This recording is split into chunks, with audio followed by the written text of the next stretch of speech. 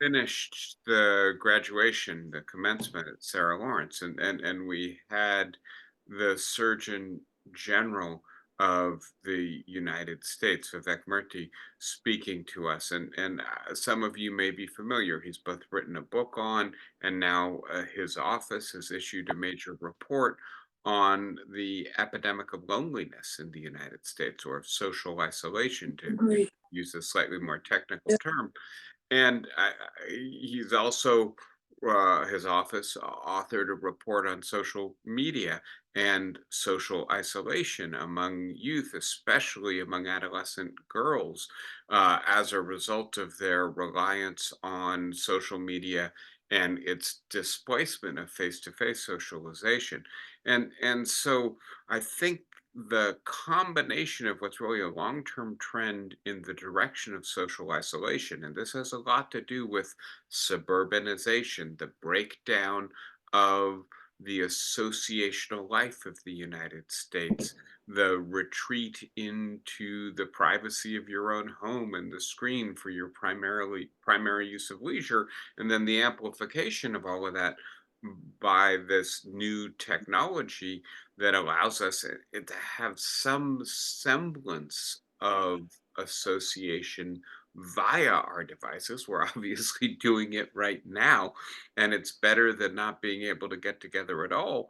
But it's certainly not a good substitute for face-to-face socialization. And so one of the things I took away from Vivek Murthy's address is a sense, well, the pandemic required social isolation.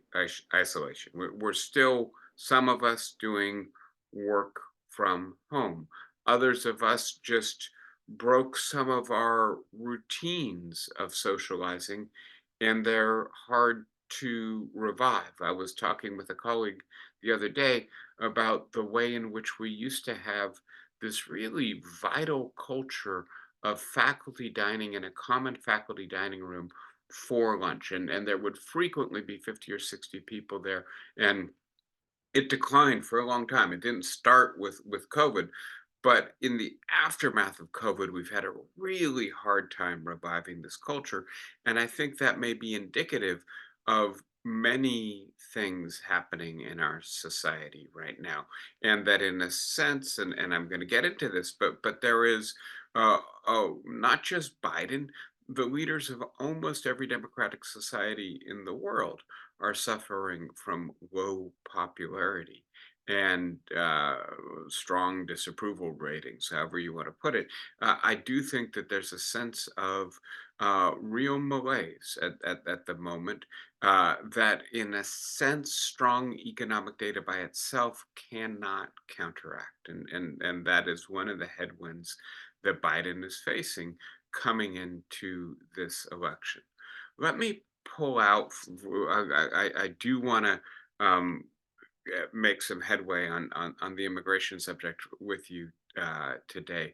I also just feel like I should take a moment to mention, right, that the Israeli Defense Forces are moving, it appears, at least in a gradual and perhaps not a full scale invasion, but nevertheless into Rafah. And among other things, they have choked the supply point into Rafah, cut off one of the main places for the entrance of humanitarian aid. And what the UN is reporting is that food will run out tomorrow as a result of the inability to resupply.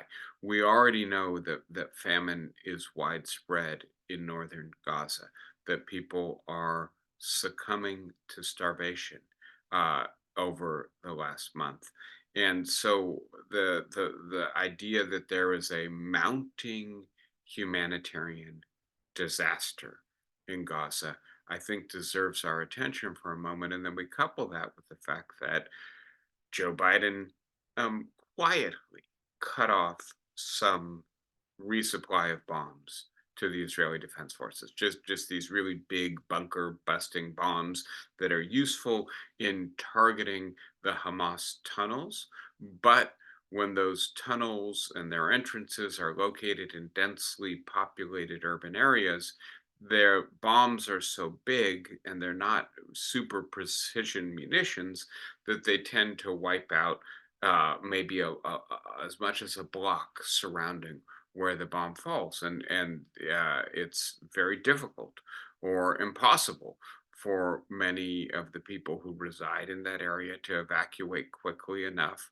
And the result has been the high levels of civilian casualties that we're seeing, that coupled with the inability to get sufficient humanitarian aid, especially food, but also medicine, water, and supplies for energy into Gaza, are turning it into a true humanitarian crisis. And you may have seen the State Department issued a report that basically says, well, we're not going to accuse the Israelis of war crimes. By the way, it appears that the ICJ is considering indicting Netanyahu and some of the top brass in the military for war crimes. But the U.S. State Department stopped short of that, but did say that the level of civilian casualties in Gaza is unacceptable, and the Israeli Defense Forces are sophisticated and capable enough to avoid these casualties. So there's some growing um, pressure within the Biden administration, growing pressure on Israel. And of course, we have Bibi Netanyahu saying Israel will go it alone, the Israeli ambassador to the UN shredding the UN charter when there's a symbolic vote on recognizing a Palestinian state. I just want to point out that I think this is at an increasingly dangerous intersection. And the idea that Israel will go it alone, I think, is a non-starter, right? And so you look at the attack that Iran launched on Israel in early April, and you note that 30% of the Iranian missiles were shot down by the U.S., right? And that the Israeli Iron Dome missile defense protection system is supplied by, critical components of it are supplied by the United States. And there's no chance, I don't think, that we're cutting that off. So obviously the rhetoric here is really for domestic Israeli consumption. It doesn't reflect the reality of what's happening militarily or strategically in that theater. But nevertheless, I would think I would recommend Tom Friedman's um, panel, I'm sorry, editorial to you from today, in which he says, look, Israel is really damaging its reputation, and Iran is the beneficiary, and that what is happening in Gaza is catastrophic. What is happening to Israel, what is potentially happening in the United States with all of these protests, and with potentially a substantial portion of young progressive people not voting for Biden as a result of Biden's support for Israel or his incapacity to rein in the Israeli tactics, that this is a crisis that is rippling out from Israel and Gaza and increasingly becoming regional and even domestic for the United States. I will speak at length about this with you in a couple weeks, but given what's happening today, I thought I should at least mention it. I'll pause for a second before I get back into the issue of immigration. Are there thoughts or questions that anybody wants to urgently discuss about what's happening in Gaza, Israel, or with the protests? Not hearing anyone, I'm going to jump in. We do have plenty to cover. So let me get right back into those slides, and this will be the second. We'll see how far we can get, but I think we might be able to finish this off today, uh, of this talk on the immigration in the 2024 election, which of course is the fifth issue that I've suggested are issues really vying for prominence in terms of the way in which the campaigns are attempting to influence the salience of different issues and themes in the minds of voters. Biden's age, Trump's indictments, the economy, abortion, and immigration, it seems to me, are the big five. We'll have to see if the wars, especially the war in Gaza, makes it in. I'm a little skeptical, frankly, that it will be a big issue come November of this year. Um, Before I do that, just a brief update. The presidential election appears to be neck and neck in terms of uh, Biden and Trump, but it does appear that Trump has a slight advantage in most of the swing states, right? So if Biden, wins the popular election, as is likely, but wins it mainly because of the vote in California and New York, and Trump wins Michigan and Georgia and Arizona, the election will go to Trump despite his having lost the popular election because he'll have won the electoral college vote. Having said that, there are some headwinds for Trump that I think are worth noticing. Not that there aren't headwinds for Biden also, but I'll just remind you that 25% of Republicans have said that they are not open to voting for Trump. And that's a very large portion of your own party. This is somewhat old data. I don't know if that is moving or not now that I'm sorry, that Trump is clearly the nominee or has secured the nomination of the party. Then when we look at what's happening with the trial in particular, and I'm not speaking about this week, we'll speak about it at greater length once a verdict is in. But having said that, obviously the trial is ongoing. The result is that 50% of Americans have made up their minds that Trump is guilty. 24% have made up their minds that he's not. 25% are still waiting for the jury deliberations or the verdict. Um, and obviously, there's a huge partisan split in terms of opinion on this. I will just point you very quickly to the independents, 54% of whom do believe that Trump is guilty. So moving much closer to the Democrats than the Republicans, independents in this regard. And then if Trump is convicted, and that's a big if, it's a complicated theory to get from hush money was paid to it's a campaign contribution and therefore a felony, the statute of limitations for which has not expired, right? That will be interesting to see how the jury reasons that out. But having said all that, please note that if Trump is convicted, 34% of Republicans say that they are more likely to support Trump, right? Only 9% say that they are less likely. And this goes into this campaign of grievances, this idea that he's a martyr, the idea that if anybody stands up for the constituencies that Trump represents, they will be brought low by the deep state, by the elite, and that is what's happening to Trump in this case. Obviously, I'm not sure actually how many Democrats are considering supporting Trump. It may be not inconsequential number, but 53% of Democrats say they would be less likely to support Trump.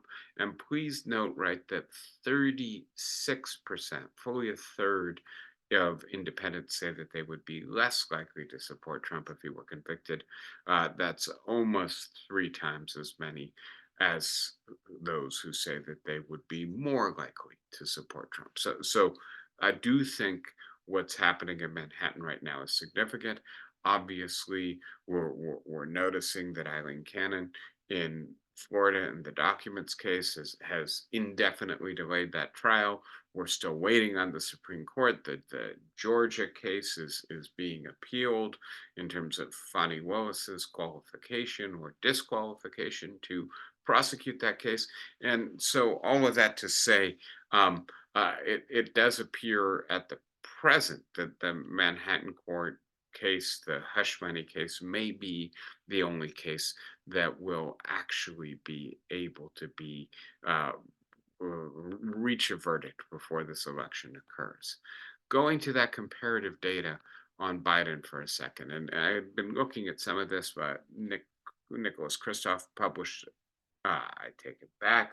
Paul Krugman published some of this recently, and so I figured it would be a good opportunity for us to just look at it for a moment.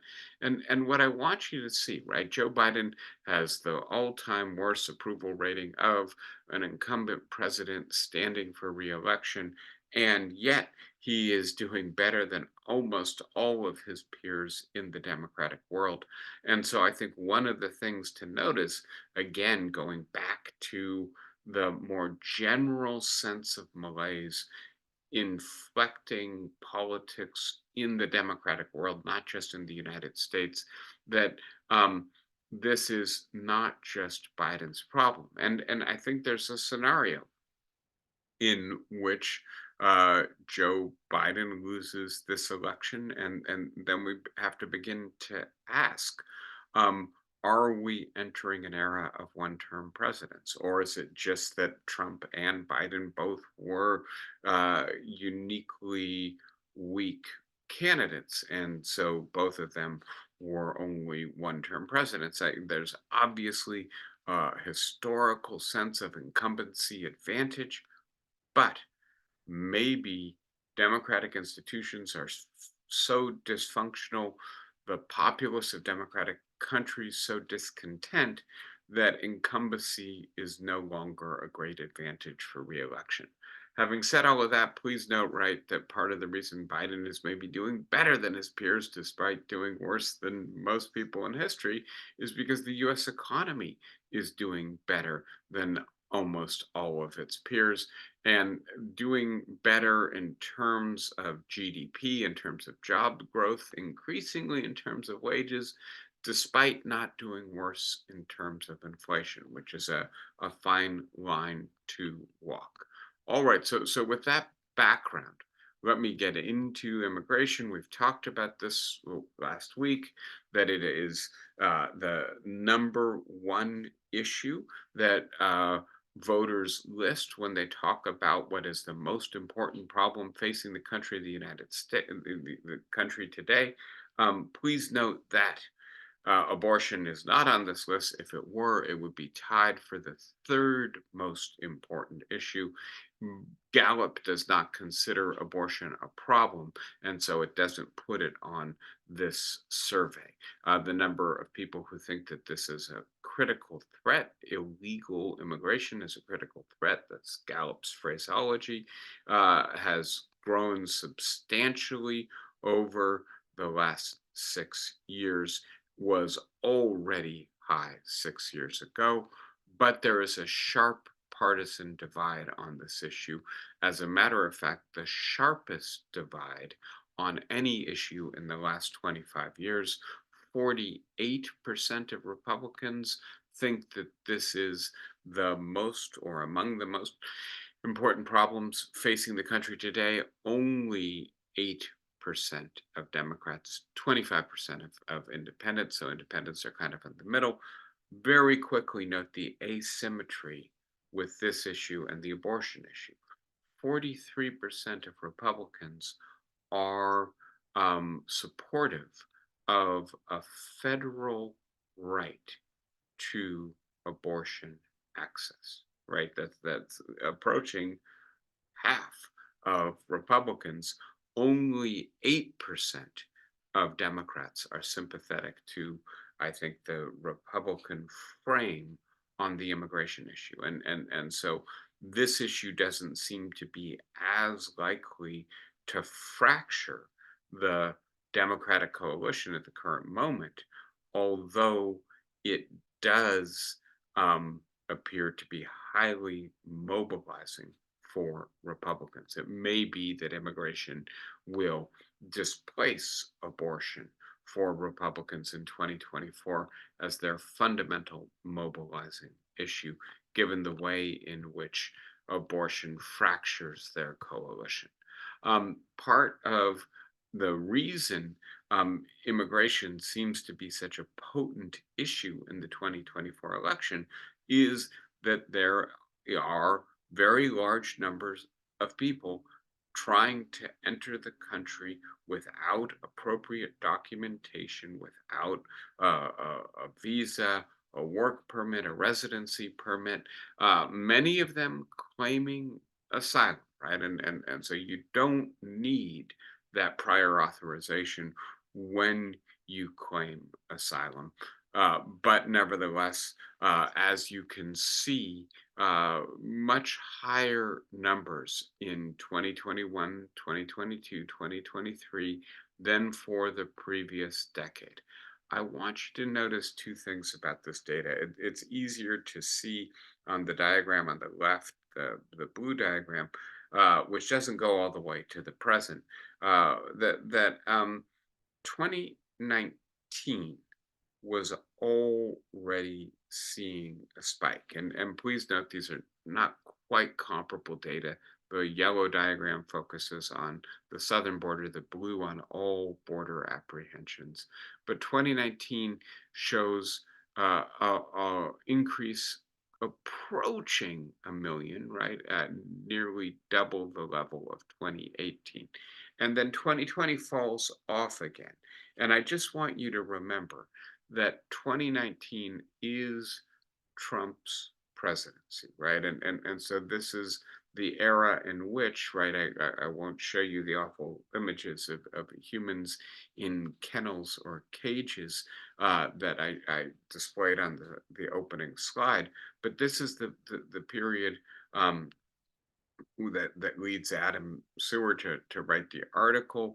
The cruelty is the point, right? If you don't like that phraseology, the idea that the United States is going to get tough on immigrants, that they're going to not have a welcome mat when they arrive if they don't have permission, as opposed to that, they're going to be treated as if they are doing something illegal trying to enter the country. And so put in pens and treated rough men on horseback with whips, etc. And yet, right, you have double the number of immigrants.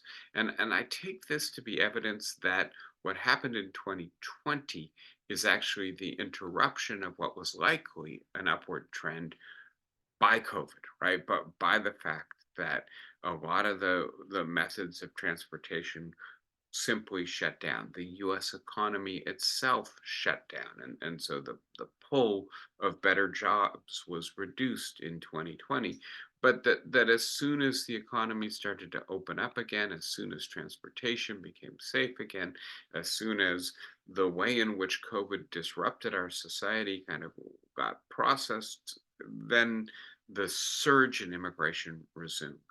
And my point in saying this is that, as I've tried to argue with you last week, it seems to me that immigration is fundamentally driven by push and pull, right? Push, how bad are things in the country that people are coming from? If you don't think you can feed yourself, feed your family, feed your parents, if you think that your children are in danger of gang violence, and we could keep going. If it's intolerable for you to stay in your country, the long record of large migrations in human history suggests people will leave. And on the other hand, if for doing the same work in the United States as you would have done at home, you can earn 10 times as much. You can be in better housing, you can have a better food supply, better electrical infrastructure, better housing, better education for your children. And by the way, by earning 10 times as much, you can repatriate that money to your home country, support your parents, maybe your spouse, maybe your siblings, maybe keep them alive. People are going to move, right? And so this points to me to the need to be thinking about immigration policy and not just assuming that we can somehow be so harsh with the way that people are treated when they arrive at the border that we will persuade them not to come. I think that policy was already failing in 2019. And I think the trend that we're seeing now is actually the continuation of something that started earlier. I'm noticing that I got a couple comments in the chat. Let me take a quick look here. Uh, uh, yeah, okay. We've got poetry, uh, and a poem that I turn that I occasionally quote, at least the central line, right? That the center cannot hold. Mere anarchy is loosed upon the world gates, turning in the widening gyre. The falcon cannot hear the falconer. Things fall apart. The center cannot hold. Mere anarchy is loosed upon the world. The blood dimmed tide is loosed, and everywhere the ceremony of innocence is drowned. The best lack all conviction, while the worst are full of passionate intensity. Thank you for that, John. Always fun to read that out. By the way, you want to tell me what prompted you to put that into the chat? I can't tell. Was it stuff to do with immigration or earlier stuff? No, that was earlier in your general account of US politics today. It just Okay. suddenly Okay. struck me that's exactly what you were talking about. Yeah. Yeah. All right. Yeah. So the idea that nobody is popular in the world because our institutions just aren't functioning very well. Good. Thank you for that.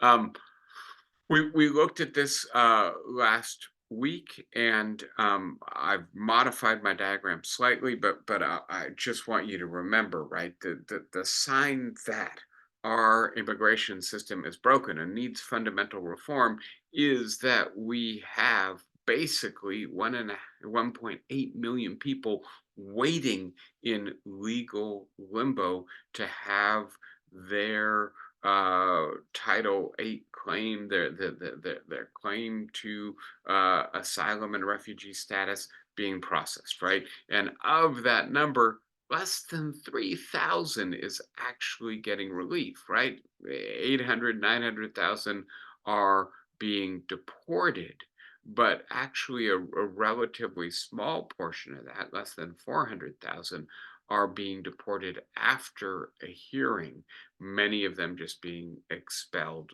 summarily when we're allowed to do so. And so it seems to me this situation, combined with the fact that migrants will continue to come no matter how cruel we are in our treatment of them at the border and upon entrance to the country, given the fact that many of them need to escape intolerable conditions, and that our economy needs their labor, right? It's mutual need. Um, the questions are, right, how many do we need? How can we redirect their labor into legal channels so that the taxes are collected to support the services that they're utilizing? How can we get over the hump of this terrible backlog of cases? We need new courts, we need new judges, we need new lawyers, we need to completely revamp the immigration court system to allow it to handle what is likely to be a sustained flood of people claiming asylum and refugee status. Can we allow the people who are waiting these trials to work? Obviously, that is what they want to do, and that would make our economic situation much more tolerable. How can we increase security at the border? And by security, I don't merely mean preventing people from coming in. It's a 3,000-mile border. It's going to be very difficult to do that. I mean regulating where people enter so that we have a count of them, so that we can integrate them into the legal process, and so that we can secure their safety, so that we can take them out of the hands of the coyotes who exploit so many people trying to cross the border. Final question, and this is new, and I wanted to talk about this later, but I decided why not introduce it now. I think there are two other really big questions here. One of them, well, they kind of go in tandem, but they have to do with how many people we can successfully assimilate into our society in any given historical moment. Call it a year, and so one of these has to do with securing the integration of newly arrived people into the country. We are a quote immigration nation. We're a nation of immigrants, but we have successfully established a common culture. It's not an ethnic or a linguistic or a religious culture, but it is a civil culture. And that is a really important narrative accomplishment. Frankly, I think it is frayed and beginning to decay as a result of social media, partisan polarization, and maybe also as a result of the rate of immigration and the difficulty of integrating new people into a civic culture at the rate at which they're arriving. Remember, around 15% of the American population is foreign born, and so they do not grow up in this culture. How do we integrate them into this culture, educate them, about our values, our ways of life, our institutions, and hopefully display the value of our civic culture in a way that makes it compelling to recently arrived persons. And that's a conversation that needs to think through not just the rate of arrival, but also the institutions of civic integration and how they should be structured in a period of heightened immigration. A separate but related issue has to do with the infrastructure. And we know the United States has a long standing housing crisis, insufficient supply of residential housing, especially in the major urban areas where jobs are being created, where most people who are newly arrived would prefer to get to in order to find work and to be in supportive networks. And the housing supply is just not keeping pace with the rate of arrivals, both domestic, right? A lot of people who are born in the country, who are native to the country, want to be in New York or San Francisco or Chicago or Denver, etc., Boston. But when you add to that the fact that we're getting a couple million new people a year, and many of them are also migrating to those hubs of job creation, we have a real problem with creating housing. By the way, many of them have children. Many of those children don't speak English. And so both creating the space for them in the schools and the resources needed in order to effectively educate them takes time, takes structure, takes resources. Many cities are being overwhelmed. And of course, right, the Republican governors of Florida and Texas, the Republican Party, the Republican presidential campaign candidate see this as a major partisan advantage, and they're doing their best to create a sense of crisis in New York and Chicago and Denver by shipping the recently arrived immigrants to those cities. So I do think part of the policy has to be thinking through these enormously difficult and complex questions. And I despair, to be honest, of our political moment being able to rise to this challenge because we are so polarized and because this issue, as you've seen, right, the highest level of polarization of any political issue in terms of differences in partisan sentiment is immigration in 2024. And so we this is an issue that requires an intelligent, nuanced, sensitive approach to policy. And alas, right, the Senate began to move in this direction earlier this year.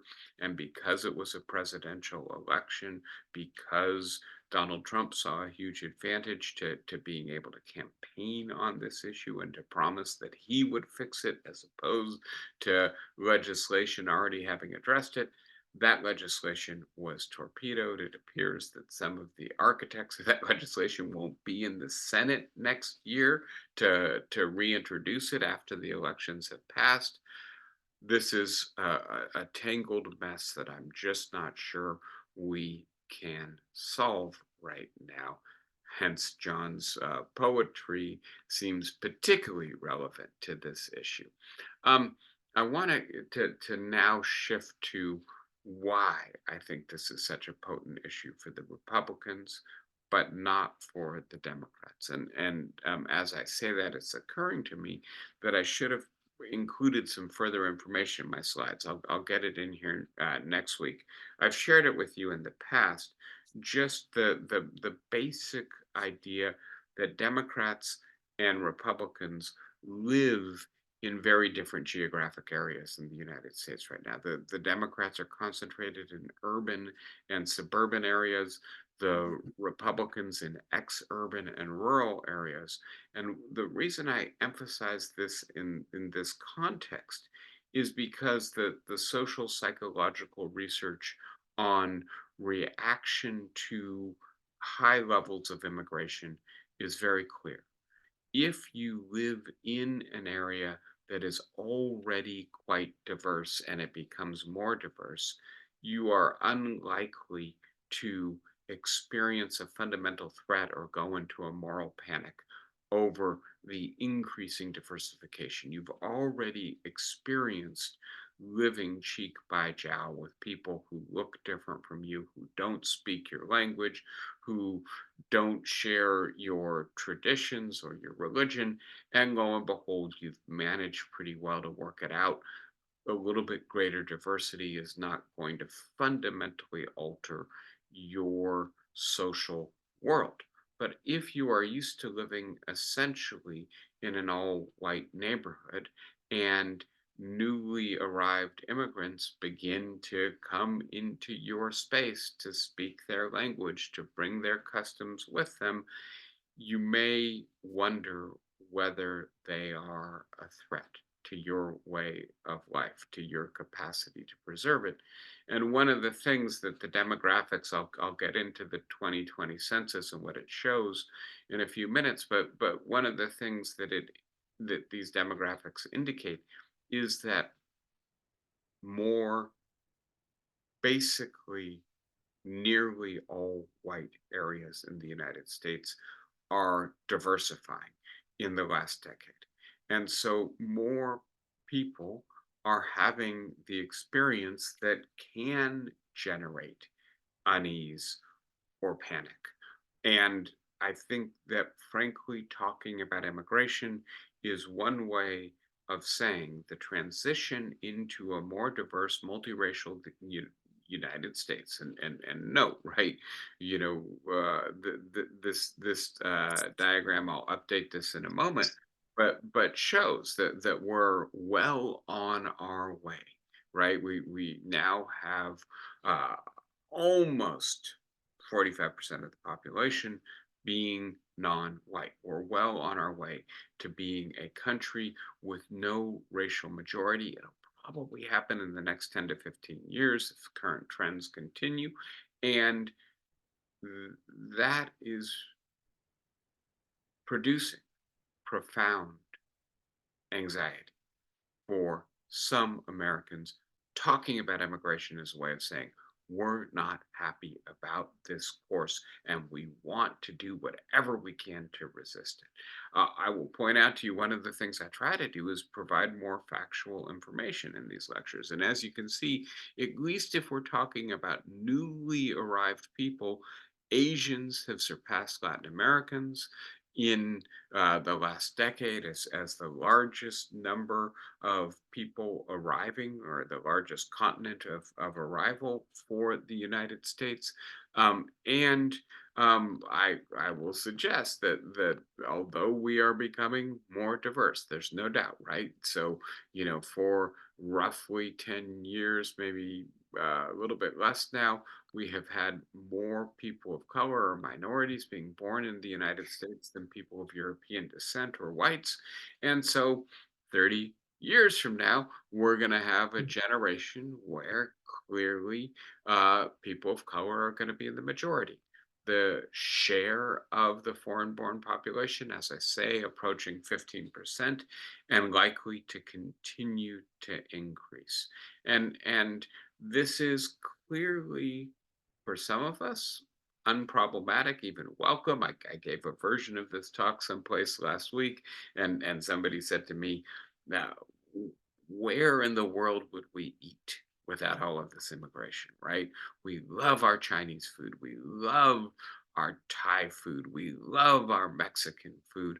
We wouldn't have any good restaurants if it weren't for this immigration. That's I think kind of cheeky way of expressing we are the beneficiaries of this immigration. And I think a large portion of Americans feel that way. I'll get into the economic impact, which I think is clearly a net positive and a huge net positive. But having said all of that, this is also disconcerting for a large number of people. And one of the things I like trying to do is provide a little bit more factual information. Among the things to note, right, is that the rate of Hispanic population growth has slowed in the United States, that the number of Hispanics arriving in the United States has gone down. And so, relatively speaking, the increase in Hispanic population in the United States is increasingly from those who are born to people who are already here and not as a result of immigration. Now, the immigration numbers are going to go back up again. This diagram doesn't go out to 2023 with the larger arrivals recently. But I think the long term trend is for diversification to continue even if immigration slows. The other thing I will point out, and I've spoken a little bit about the need to think about integration, assimilation, acculturation, that there do seem to be some pretty good signs that this is occurring. And so if you look at Latinos speaking English proficiently or speaking Spanish at home, as you can see, right, the number who speak English proficiently has now exceeded the number who speak Spanish at home. For US born Latinos, right, the number who speak English proficiently is very high. The number speaking English at home continues to go down. For foreign born Latinos, I actually think 37% speaking English proficiently is pretty good. I mean, if you think about how abysmal many Americans are at learning a foreign language, the fact that a third of the people who arrive here are speaking English is a good sign. Coming a little bit to the economics of this, and here I think it's just worthwhile noting, right, that births are now trailing deaths in the United States, right? We are not, in terms of native born white people, replacing the population. And if you do birth minus death, not just for whites, but for the entire US population, you can see the rate of increase has been decreasing, especially during the COVID period when people tended not to have children. Come up a little bit since then, but really not even to the pre COVID level, right? Whereas net immigration is bolstering the population of the United States. This is economically extremely important. And so, one way to see this is if somehow magically we could cut off immigration, zero immigration, our population would nosedive, right, between the present and the end of the century, we would lose roughly 100 million people.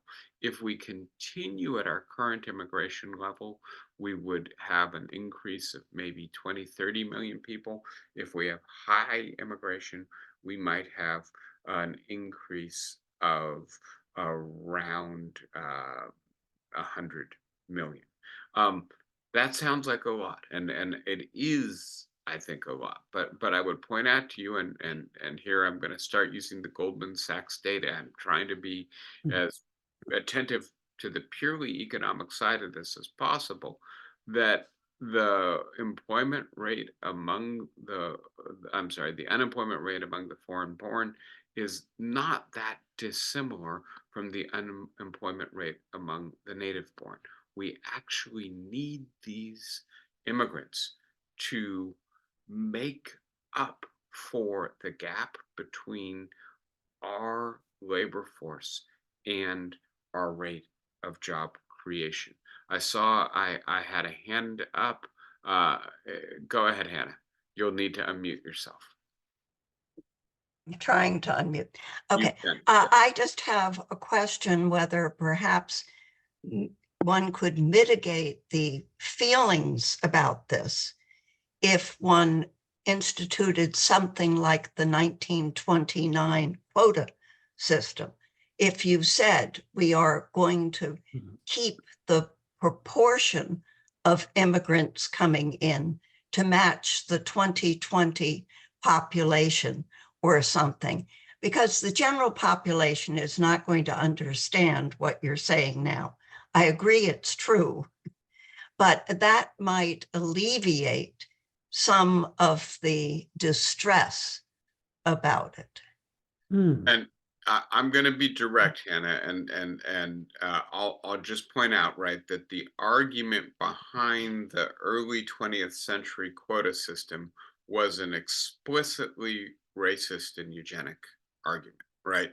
The idea that we wanted more Europeans and certain kinds of Europeans because they were better workers, more intelligent, better citizens, less likely to be criminals, etc., because that was their genetic intrinsic essence, the way in which those attributes were inherited. I think we've become quite skeptical of that.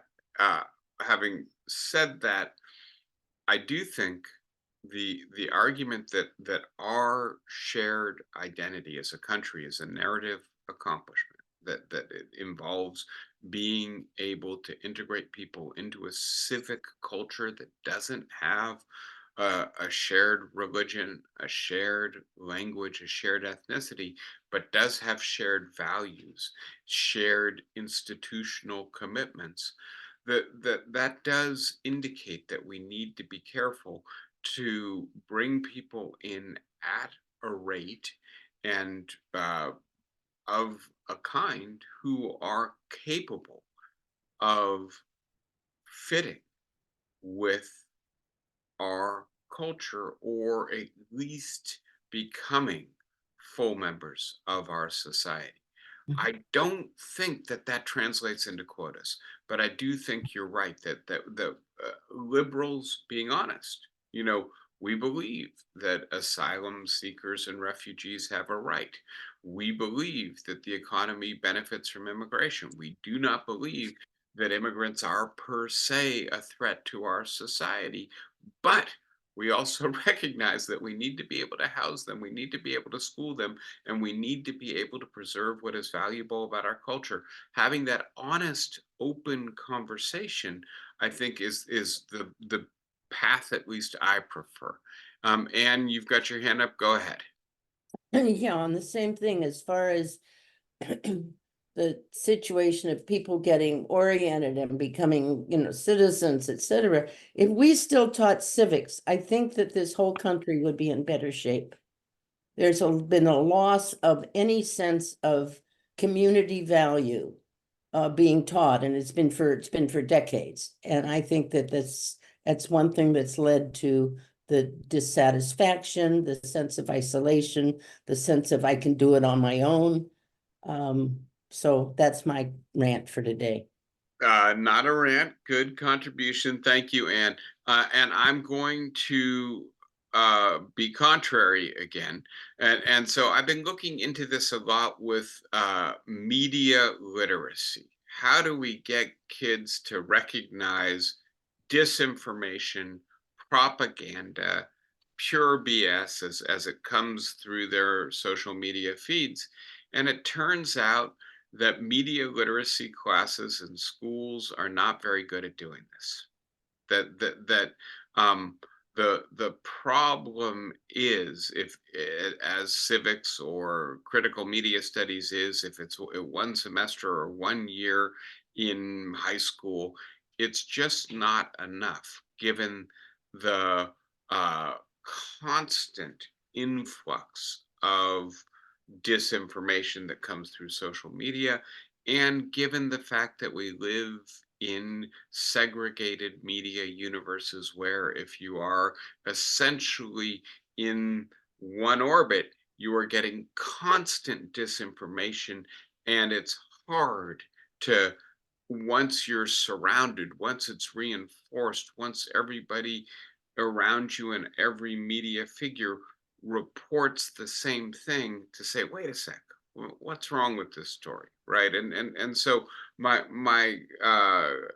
aim in bringing that in at the moment is to suggest civics education might be important, and in general, but even more important is civic experience, right? Is actually participating in associations and institutions that teach you what you need to know as a citizen. And so if we look at what was happening in the late 19th, early 20th century, how were immigrants integrated into American society? I think we have to point to churches, we have to point to unions, we have to point to political parties, we have to point to neighborhood associations, all of which were doing the work of civic education.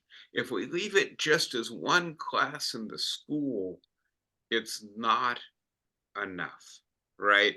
I And agree. I agree with that, but I think that there's just that lack that should be starting in elementary school of, the Pledge of Allegiance or whatever, that there's some sense of belonging that could be introduced. yeah, Whether it's belonging to the country, belonging to community, whatever, and that's just, it's gone. yeah, yeah, and so the schools have a role to play. I think you and I agree on that. And then the problem is, by themselves, that role may be necessary, but it's going to be insufficient to do the work. And we become so fractured, so privatized. The rate of unionization has, completely cratered. People view political parties simply as, presenting candidates that they hear on TV, not as actual civic associations that do things together. All of the other avenues for acculturation and integration have really dried up. Mhm. All right, Jeanette, go ahead. Uh, I think we need to, I remember when there were a lot of people from Hungary and again with Cuba that were coming, and there was a lot of uh, using churches or civic groups to get people to sponsor them. And more, I think we need more one-on-one contact um, to integrate immigrants as they come. And we push this maybe when we get a whole bunch from one place, but we ought to be pushing it just on a regular basis and having some coordination between the immigration system and various groups that are willing to do that kind of one-on-one help for people. Yeah, thank you for that comment, Jeanette. And I'll point out that there's a group in New York that I think is doing really admirable work. Every time a plane, a bus, a train with newly arrived immigrants enters the country, I'm sorry, the city. It's a New York-based organization. They are there to greet them, and They always have people who speak the relevant languages. They put them in touch with churches. They put them in touch with places that have networks. If they don't have phones, if they maybe have a relative in the area, they try to facilitate getting them in touch with the relative. Um, and I think again, this comes down to the polarization, right? We have in New York City some people who are very friendly, very compassionate, very generous and hospitable in doing this work. And then we've got the governors of Texas and Florida, right, who manifest exactly the opposite attitude. And I would point out to you, right, you're talking about Hungary, you're talking about Cuba, previous immigration crises, refugee crises. We were a different country. We were a less polarized country. We were a more generous country, perhaps because we had less downward economic mobility at that time. And so when you feel more economically secure, it makes it easier to be generous to others. Um, it's wonderful when it happens. It's why I mentioned the New York organization, and yet it is unfortunately more scarce and certainly not uniform in the United States in the 21st century. Barbara, go ahead.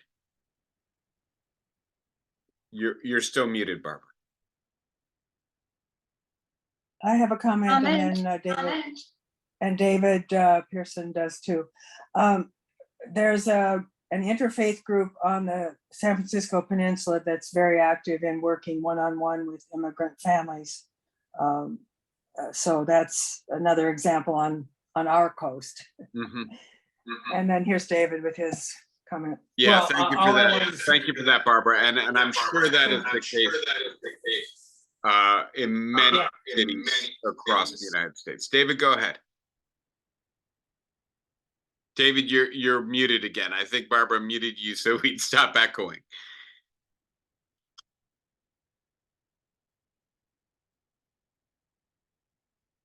Okay, There we go. there you go. I wanted to speak to the issue that Anne raised. One of the dilemmas that we have in education, and especially in primary education, is that there are so many priorities that some priorities knock other priorities off center stage. I agree that social studies, and I would argue science, don't get enough time in the elementary curriculum. And I'm a reading person, and reading gets the bulk of the time in elementary education, and math comes in second. And that's because those two curricular areas have made the case that if you don't learn to read and write, and if you don't learn to do your numbers, you can't learn anything else in any of the other content areas. But the problem is that social studies and science are the areas of the curriculum in which kids acquire most of what they know about how the everyday world works.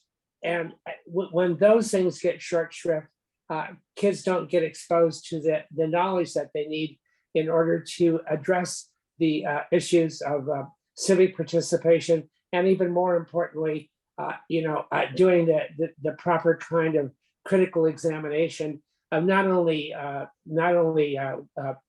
media, but also older forms of media like print and the like. So it's a real dilemma. And I would argue that we've overcorrected, and I lay the blame at No Child Left Behind and Bush 2, because they pushed so hard in No Child Left Behind for math and reading that social studies and science barely got like 30 or 40 minutes a week on average, whereas literacy was getting like 2 hours a day. And there's got to be consequences just in the sheer time allocation.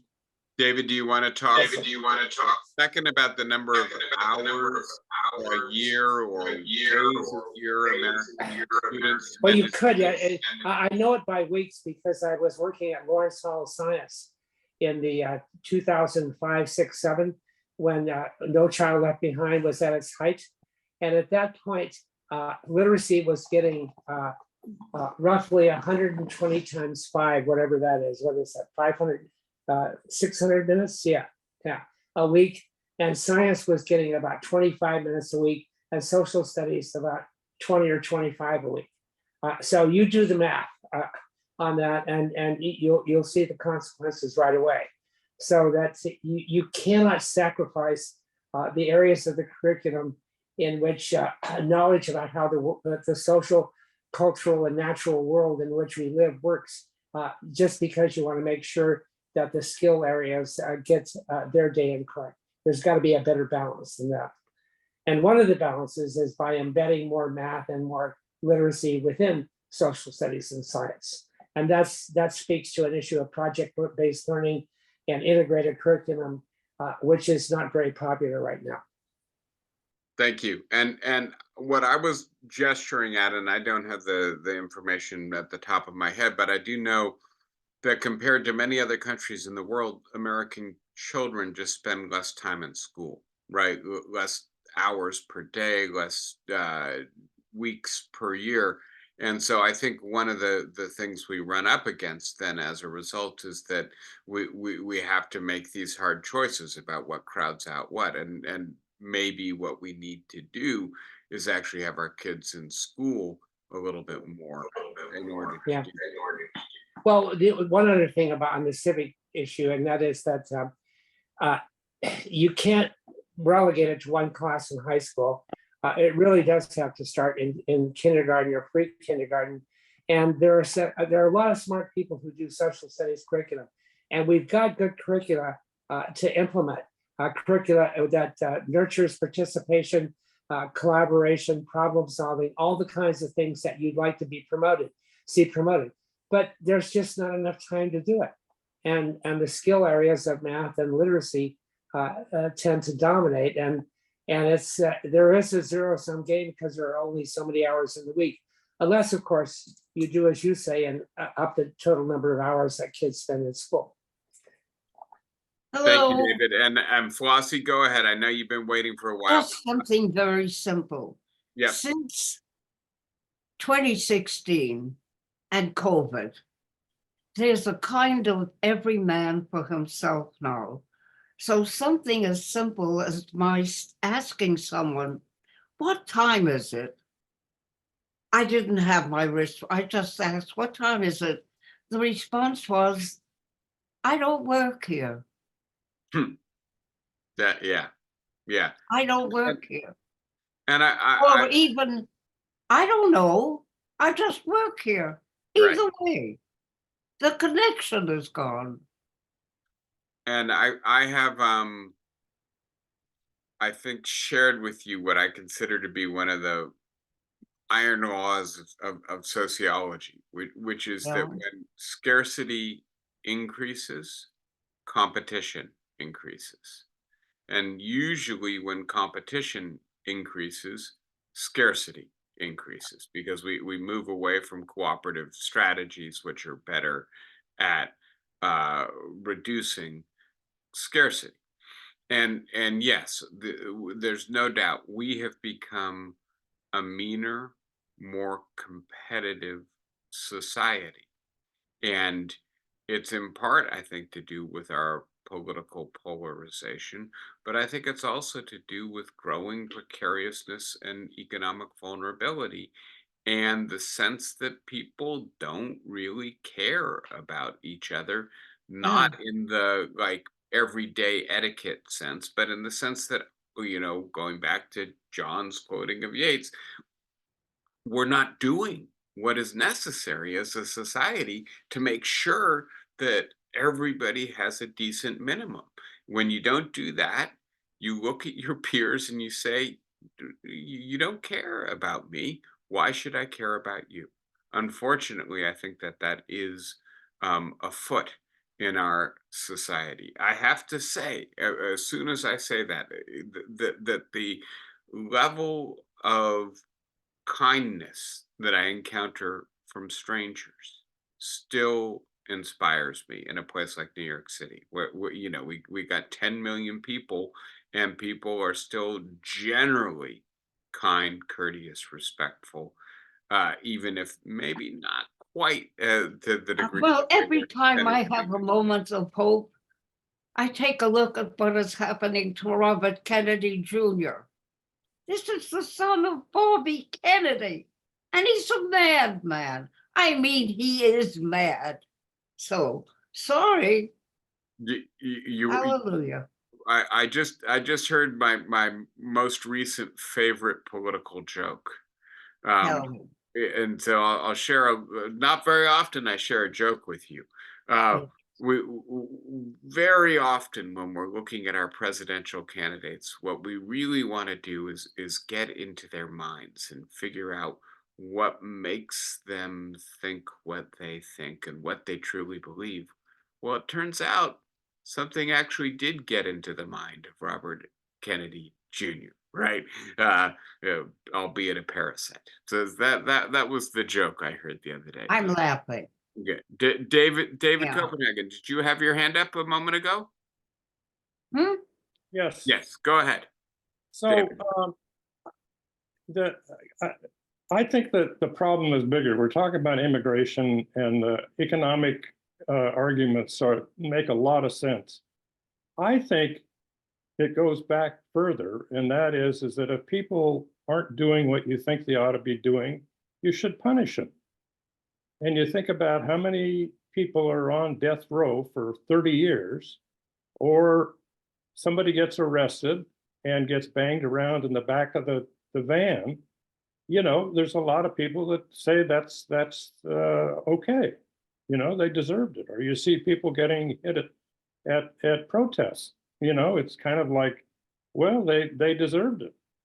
And so there's the sense of charity across our society is it is in a sorry state. And I think it just applies to immigration, and if we're being told that the immigrants are coming across Mexico with disease and there's rapists and all that stuff, well, heck, if they get to the border, they deserve to be punished. So if you keep them, in a line waiting for 3 years to get a hearing, they deserve it. So, I mean, there's that sort of thought that permeates all of these things. And so you can say, well, they should get more judges and all that stuff, but there's a number of people that say, well, heck, why should we go out of our way for them? So I think there's more to it than just the immigration. Yeah, I completely agree with you, David. And please note that Governor Abbott of Texas is very popular for putting razor wire in the middle of the Rio Grande River so that the people trying to cross in end up cut up and maybe drowning, right? I mean, there is a meanness to it, and obviously the images of people in kennels, people exposed to the elements, etc., convey a sense of we're tough, we're angry, we don't want you here, you're a threat. The rhetoric of invasion, right? That we have an immigrant invasion, columns arriving, all of it indicates a level of hostility, and that's what I was starting to talk about. The sense that, and there is this literature that I guess I'll talk about next week because we've used up our time this week. Yeah. On I'll call it exclusionary populism, but the sense that people who look like me are the people who really belong in this country, and people who don't look like me don't belong here, and people who look like me have had a hard 25 years, 40 years, and we should be dedicating our resources to helping the people from here. America first is the rhetoric here, right? And not being generous to newly arrived people because we don't have the resources, we don't have the wherewithal in order to be generous to them. I think that it's fundamentally confused and mistaken. But having said that, and confused and mistaken in part because our economy benefits so much from the immigration, in part because the real problem is not immigration. The real problem is the skewed distribution of income and wealth in our society, and the way in which so much of the wealth we've created over the last 50 years has gone to the top 1%, 0.1%, 0.01%. And that is creating a sense of vulnerability in the bottom 50%. We tend to like personalized narratives. It's their fault, right? There's somebody to blame, a scapegoat. And immigrants are playing this role in our politics right now. But I do think you're absolutely right, David, which is to say it's not just about getting the policy right. It is in some way also about convincing people that this is not a um, moral, a generous, a tolerant, and I want to say an American approach to immigration. We are almost all of us descendants of people who arrived in this continent from another continent, arrived in this country from another country. Yes. We need to remember that this is not our land in some deep essential sense. We too relied on institutions that welcomed us and integrated us and allowed us to become contributing members of this society. We owe that to subsequent generations of immigrants in the same way that we benefited from it in generations past. That seems, John, go ahead. I was going to say it seems like a good place to end, but I don't want to cut you off. Go ahead, John. Well, this is also a good place to end, but this entire discussion has been about the United States and Americans.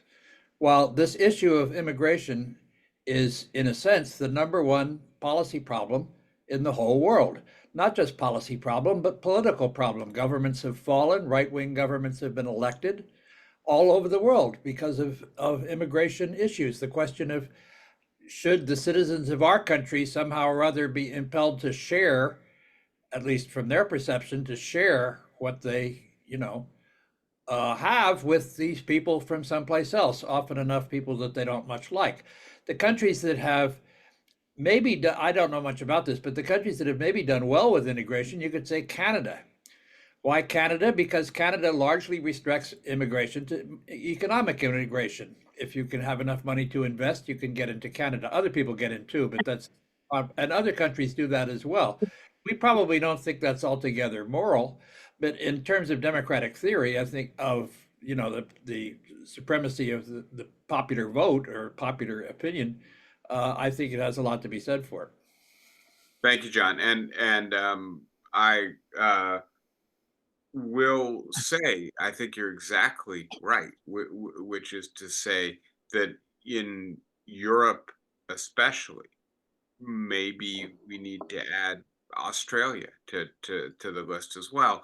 This issue has proved a potent issue on the right for populists throughout the democratic world over the last decade. And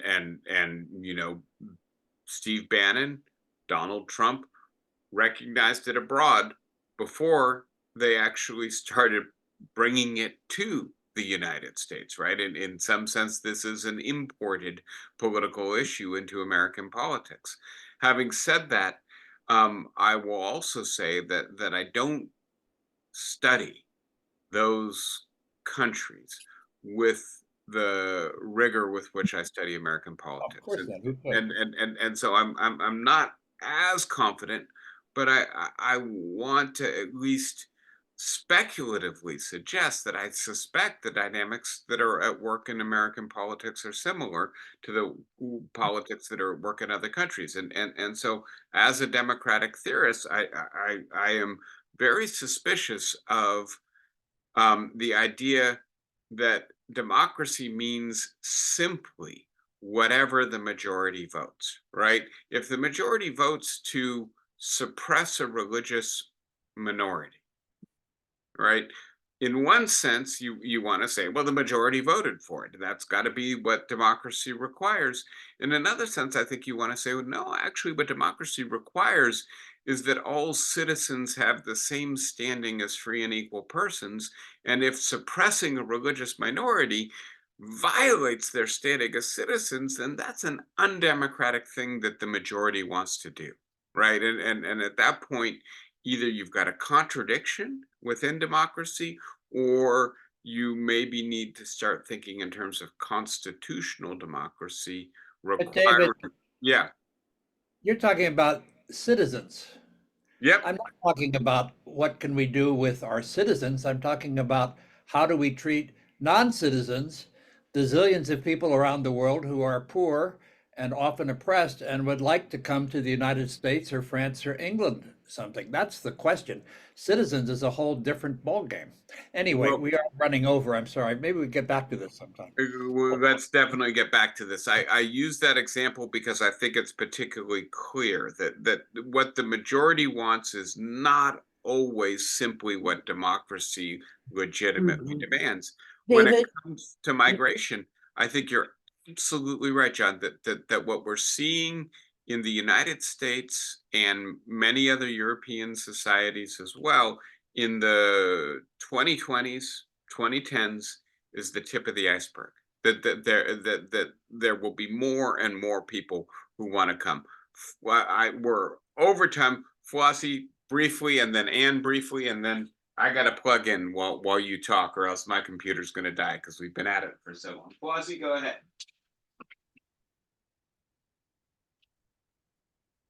Flossie, can you she's hear not, me? no. Oh, I'm fine. Oh, okay. I thought I heard you. Anne, go ahead. Just one note, because immigration is worldwide. What's happening here is a trickle to what's going to happen in the next decade as people are moving out of the areas that are unlivable. Completely agreed. And it's not just you and me, it's the United Nations and the US military who believe Yeah. that by the end of the century, there will be, we'll need to measure immigration not in the millions, but in the billions. Yeah. Yeah. All right, everybody. Good, robust conversation today. Hope you'll get good news on Monday. Take care of yourselves. Be well. I'll see everybody next week. Thank you so much. Take care, Bye. guys. Bye-bye.